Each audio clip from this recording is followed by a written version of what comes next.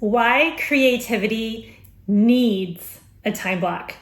Today we're going to discuss what is the creative process and why time blocking is a good way to work through this. Hi everyone, I'm Jen. I'm the founder of Life After Busy and I'm a productivity coach. I help female creatives and entrepreneurs achieve more by doing less through personalized productivity. When does creativity strike? Well, for me, I'm a runner, and a lot of times the muse will visit. I get that aha moment while I'm out on the trail. Also, I love the early morning, so I find that my focus is better in the early morning hours, but for everybody, it's different. But let's talk a little bit about the creative process.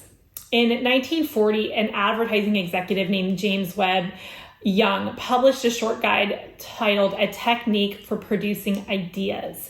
So I want to explore his idea of the creative process, and it's more than just that spark of creativity.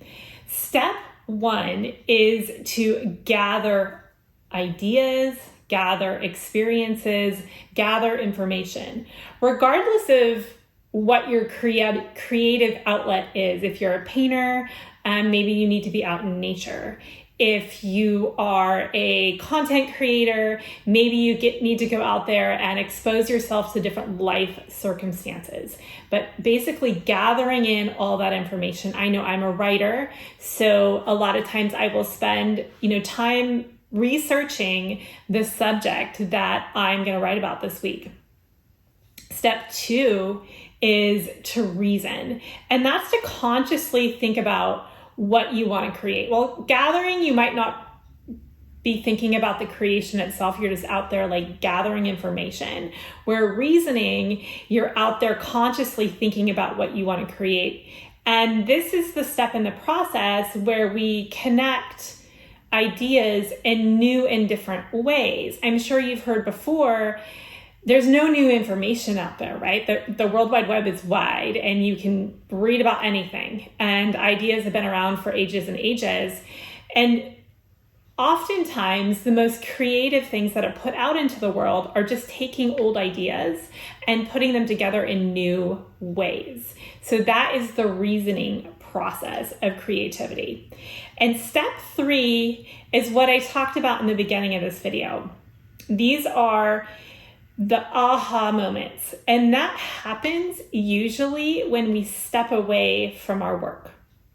So I shared that inspiration strikes me often when I'm not thinking about the problem that I want to be solving. And all of a sudden it just comes to me because my brain is churning that information in the background. Maybe this has happened to you in the shower. That's a really common place where people get those aha moments. But you have to gather that information, think through it, and then step away for that creative spark to arrive. So that's step three. Step four is to let the idea return to you. So at some point, you've stopped thinking about it and you have to come back and actually work through it. You have a flash of insight and some renewed energy. Oftentimes, we can't make that creative spark happen, right? But a lot of us has to trust the process a little bit more, and trust that by stepping away and doing something that you love, or something that you have experienced those creative sparks before, that you trust the process and it's going to happen. And then also it's always a good idea to have multiple projects going at any one time, because when that creative spark hits, you jot it down and then you can come back to it.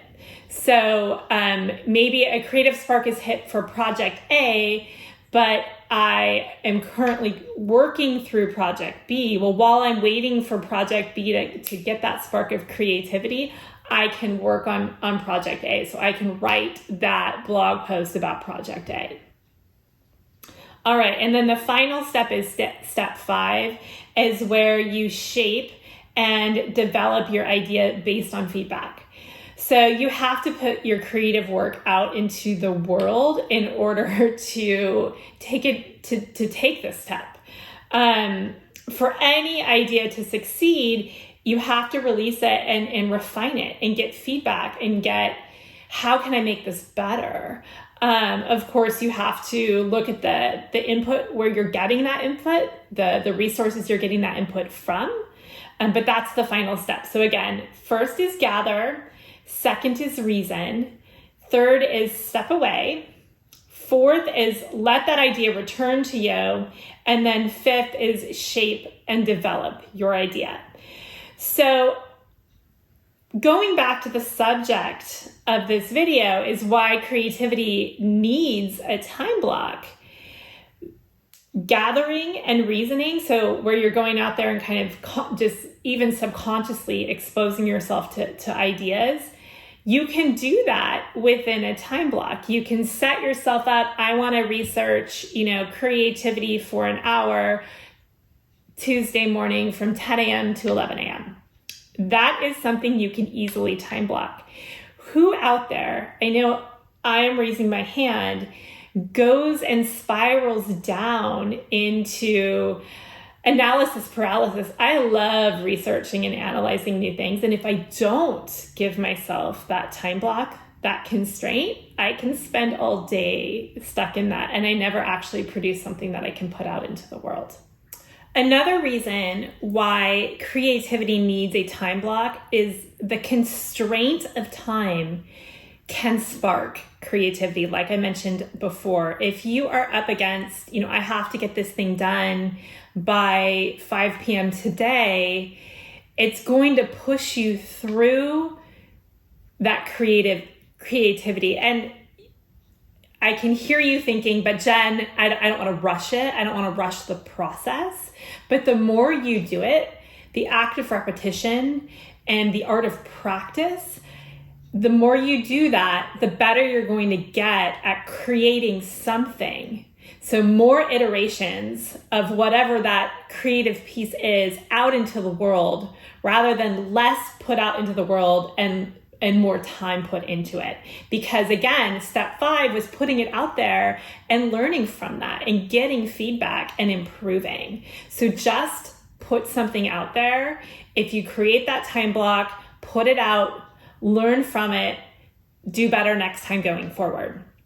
Finally, creative or time blocking for creatives also allows you to really create the environment that works for you. If you just jump into your creative output whenever the spark hits, you might not have the right environment for focus.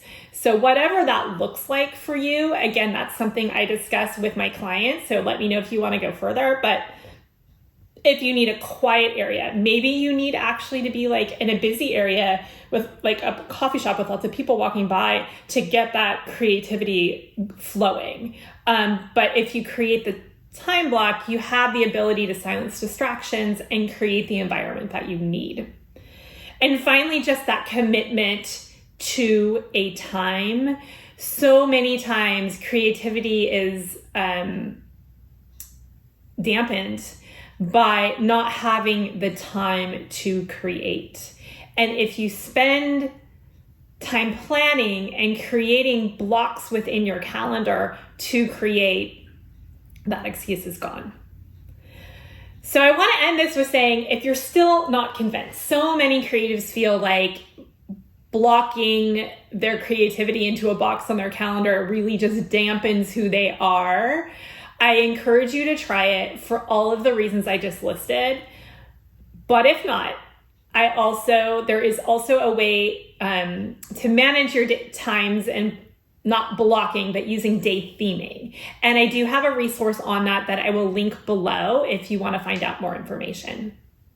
So don't forget to subscribe. I love the likes and comments. Please comment back what you got out of this video. Any questions, I will read everyone and respond. And please subscribe to my channel so you can see more videos like this. Thanks. Make it a great day.